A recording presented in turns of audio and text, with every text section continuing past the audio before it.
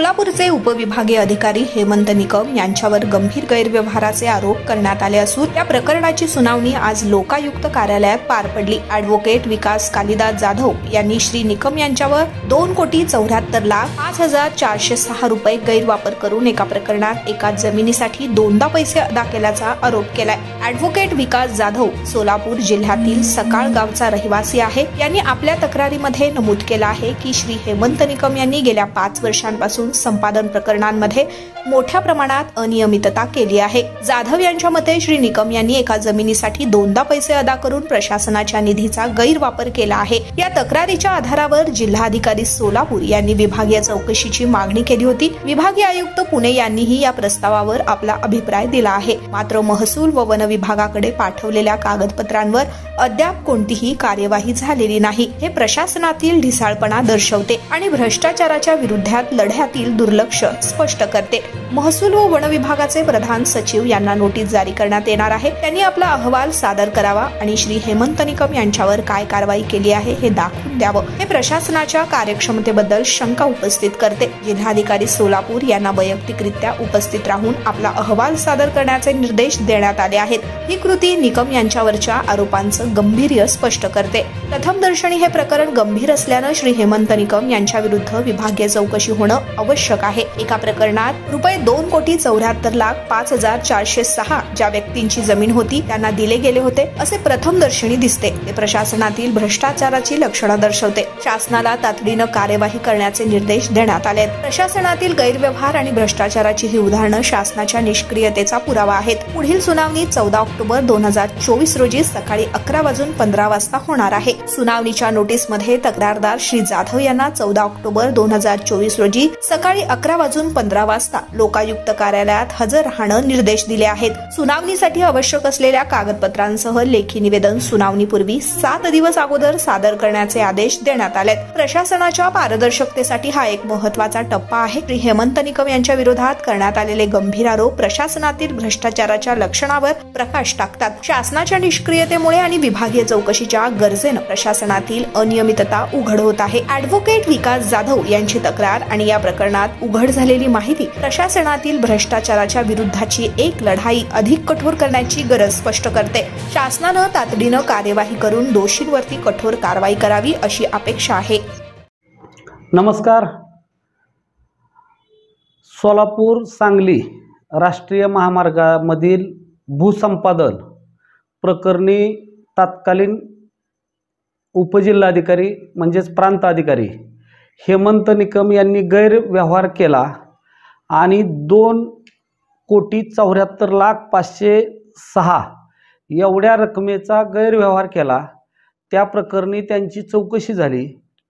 चौकशी अंती जिल्हाधिकारी यांनी त्यांनी गैरव्यवहार केला असल्याबाबत आयुक्ताकडे अहवाल सादर केला आणि त्या अहवालाच्या आधारे विभागीय आयुक्तांनी मंत्रालयातले महसूल विभागाचे प्रधान सचिव यांना देखील हे दोषी असल्याचं निष्पन्न झालं आणि ह्या सगळे त्या ठिकाणी प्रस्ताव सादर केला। परंतु मागील 2 वर्षापासून हेमंत निकम यांना सातत्याने पाठीशी घातलं जात होतं सरकारकडून। त्यामुळे मी लोक आयुक्त साहेब यांच्याकडे त्यांच्या विरुद्ध तक्रार दाखल केली होती। सदर तक्रारी कामी अनेक सुनावण्या झाल्या। त्यामध्ये मागच्या सुनावणी कामी हेमंत निकम हे यांच्यावरील ॲलिगेशन प्रचंड सिरियस आहेत। शासनाने गांभीर्याने दखल घेणं गरजेचं होतं। त्यांना सस्पेंड करूनच विभागीय चौकशी करणं गरजेचं होतं, परंतु तसं केलेलं नाही। म्हणून शासनाने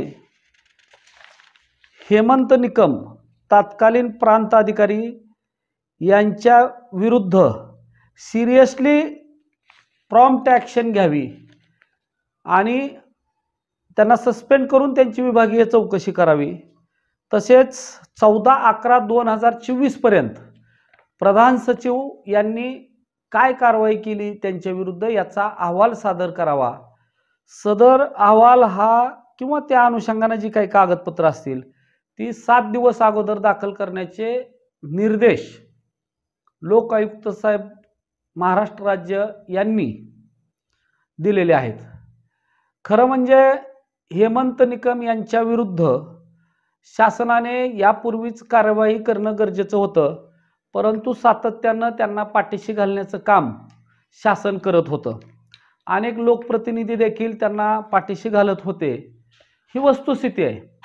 बार्शी वकील संघाच्या वतीने त्यांच्या आरोग्यांशी बाबतीत, त्यांच्या गैरव्यवहाराबाबतीत, त्यांच्या गैरप्रकाराबाबतीत, त्यांच्या वागणुकीबाबत अनेक तक्रारी केल्या होत्या, परंतु दखल घेतली गेली नाही। अनेक वकिलांच्या देखील तक्रारी होत्या। सोलापूर बार असोसिएशनने ठराव घेतला होता, परंतु फक्त केवळ बदली केली म्हणजे कारवाई होत नाही।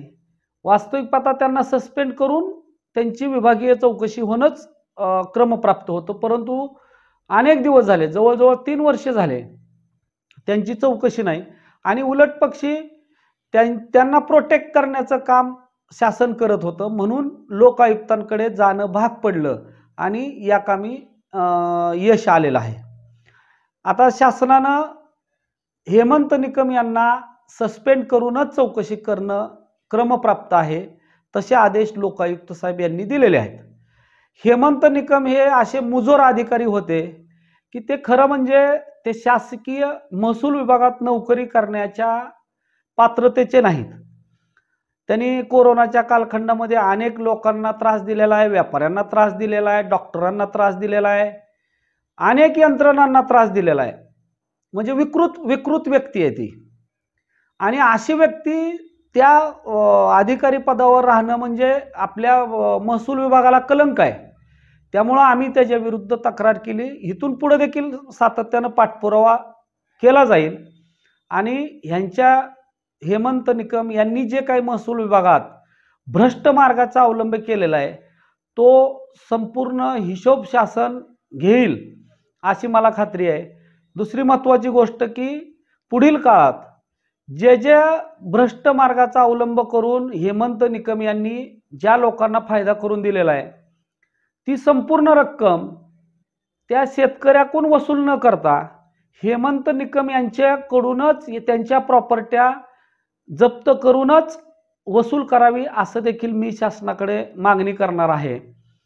हेमंत निकम हे बार्शी तालुक्यातील सर्वसामान्य लोकांना प्रचंड त्रास दिलेला आहे। कोणाच्याही जमिनी कोणाच्या नावावर केल्या, इतर हक्कात कोणाची नावं घालायचे। त्यांचे जर निकालपत्र सगळे बघितले, त्यांनी बाकीच्या अनेक मार्ग आहेत त्यांच्याकडे, त्याबद्दल आम्हाला काही सांगायचं काही कारण नाही, परंतु सुनावण्या आणि न्याय निर्णय देत असताना कायदेशीर प्रक्रियेचा अवलंब केला पाहिजे।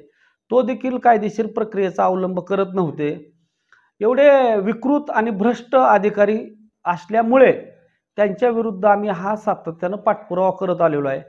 खूप दिवस गेले असले तरी शेवटी किती एखाद्या अधिकारी असो किंवा कोणी व्यक्ती असो, तो जर स्वतःला फार काही कायद्यापेक्षा श्रेष्ठ मानत असेल तर हे चुकीचं आहे।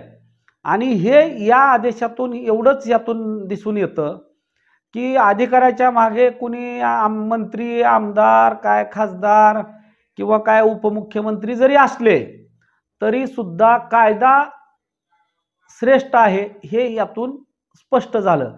त्यामुळं हेमंत निकम यांच्या विरुद्ध ठोस कारवाई आणखी होईपर्यंत, तसेच इतर ज्या शासनाकडे अनेक तक्रारी ज्या लोकांनी केलेल्या आहेत त्या सर्व तक्रारींचा निपटारा होऊन त्यांच्यावर कार्यवाही होत नाही तोपर्यंत हा पाठपुरावा सातत्यपूर्ण चालू राहील। धन्यवाद।